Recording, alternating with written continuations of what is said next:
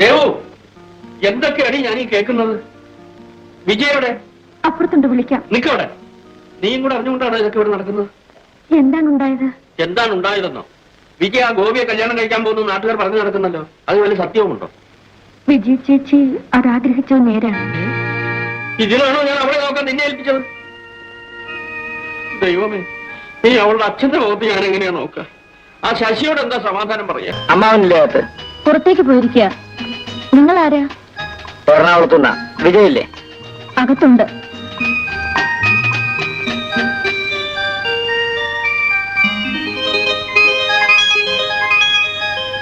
ഞാൻ ഇന്നലെ കൊച്ചിയിലെത്തി. ഇന്നലെ തന്നെ ഇവിടെ വന്ന് എന്നെ കാണാമെന്ന് വിചാരിച്ചു. വീട്ടിൽ ചെന്ന് എന്റെ അച്ഛനെ കണ്ടിട്ടാകാമെന്ന് കരുതി. എനിക്ക് കുറച്ചു ദിവസം കൂടെ അവധിയുണ്ട്.